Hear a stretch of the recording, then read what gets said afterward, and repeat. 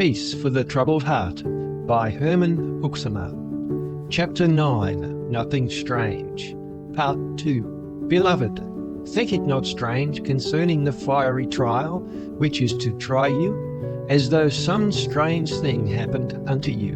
1 Peter chapter 4 verse 12. The church is Christ's body, and him the world hated, for in him is the Father. Christ is the light that should come into the world. Doing in all things the will of the Father, he caused the light to shine. But the world loves the darkness rather than light, and the world keenly resented the clear and bright rays of light emanating from him who is the light. For they commended the world and exposed the evil of its works.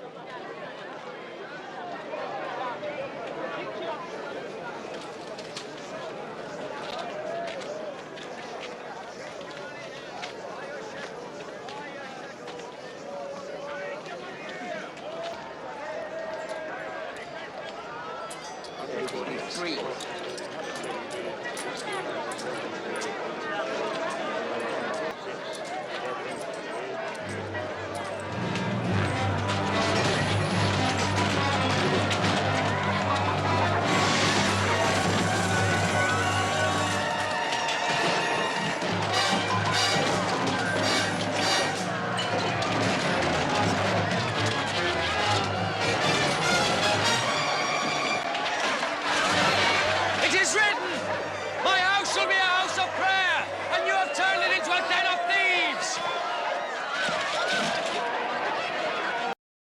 Therefore the world hated him more than it hated all the prophets who were before him. All the bitter gall of their hatred they poured forth upon him to extinguish the light penetrating the darkness, until there was neither name nor place left for him in the world. And still they hate him. Still their fury is not abated. Still they rejoice in his suffering, but he is no longer in the world. To glory he went, and for the suffering he endured, he received a name that is above all names, with power in heaven and on earth. Him they cannot touch anymore, but he is in the church, and through the church he becomes manifest in the world. Still the light shines in the world, for the risen Redeemer dwells in the people, and they are in the world. They do his will in the flesh. Therefore the world hates them as they hated him, for his name and his light are in them. For the world is in power. The wicked are strong in number, influence, wealth, position and authority. Therefore the people of Christ in the world are partakers of his sufferings. They pass through fiery trials. If they are faithful, the world will surely hate them. And the more they are faithful in walk and conversation, and the more they will allow their light, his light, to shine into the darkness, the more they will experience that the servant is not greater than his Lord, and that even as they have hated and do hate him, so they will and do hate them. Beloved, think it not strange that concerning the fiery trial which is to try you, there is nothing astonishing in it. Deem it not strange that God would allow his beloved to pass through these fiery trials. They are trials. There is joy and hope in the words and text used to indicate the suffering of God's people in the world. Even as gold is tried in the refiner's furnace, so God tries his people. There is joy in this thought, for it implies that God, not the enemy, is in control of the situation. It often appears to be so different. So frequently it seems that God's people are the helpless victims in the hands of those who hate them. Thus it appeared with the suffering servant on the accursed tree. Thus it would seem to be with the faithful all through history. Beyond and above the hateful world and the power of darkness stands the Lord of his church. He is the great shepherd of his flock, and he employs the devil and all his servants as his dogs. They are mere instruments in his hands, and nothing more. If it were not so, The sufferings and tribulations of the church could never be trials. The devil does not intend to try, but to destroy the people of God. But God's thoughts are higher, and his counsel shall stand. The devil's persecutions are God's trials. Ultimately, the church is not a victim of the enemy, but even in suffering is the beloved of the Lord. Think it not strange. By these trials the church is purified. How many are they who, in times of peace and prosperity, affiliate themselves with the church for various worldly reasons? There are those whose membership in the church is a matter of mere custom or heritage. Others call themselves brethren for business purposes, for a good name and personal honour, or because it is hardly civilized to have no church connections. These are wolves in sheep's clothing, enemies of the truth, and a dangerous element in the midst of Christ's flock in the world. But by fiery trials, this foreign element is eliminated, while always the remnant, according to election, is preserved. The devil and his subjects are employed to purify the church. Beyond, think it not strange that the Lord should work thus, for his name is wonderful. His name is wonderful. His name is wonderful.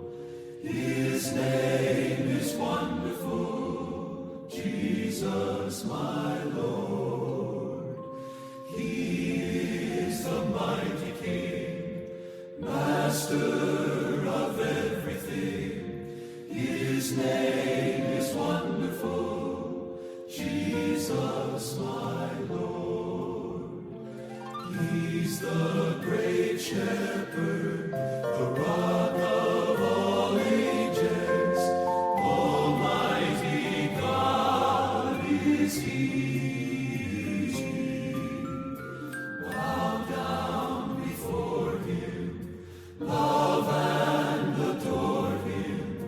His name is wonderful, Jesus my Lord. He's the great shepherd, the rock of all ages. Almighty God is he. Bow down before him, love and adore him. His name is wonderful, Jesus my Lord. Jesus my Lord.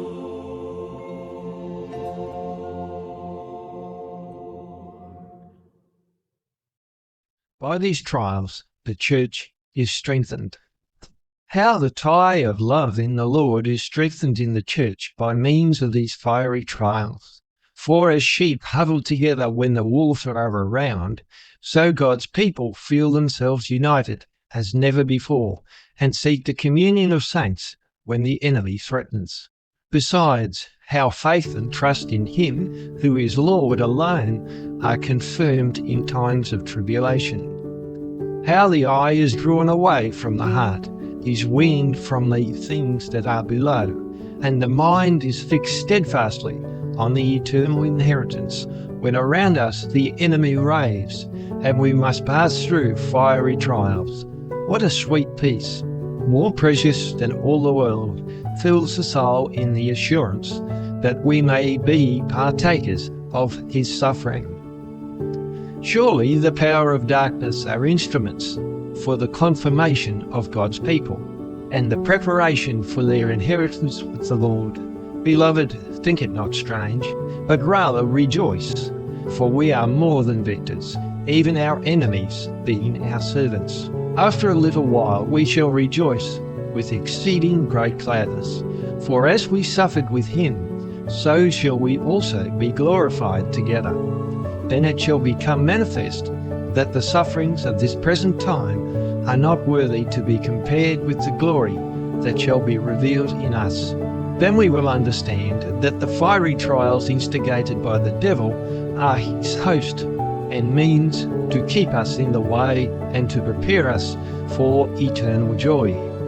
Therefore, beloved, when clouds of evil lower and the thunder of affliction rumbles in the distance, when suffering and tribulation seem at hand and the enemy raves in drunken triumph, be not afraid, neither think it strange, but rather rejoice. The enemy is your servant. The bearing of the cross is to fit you for the crown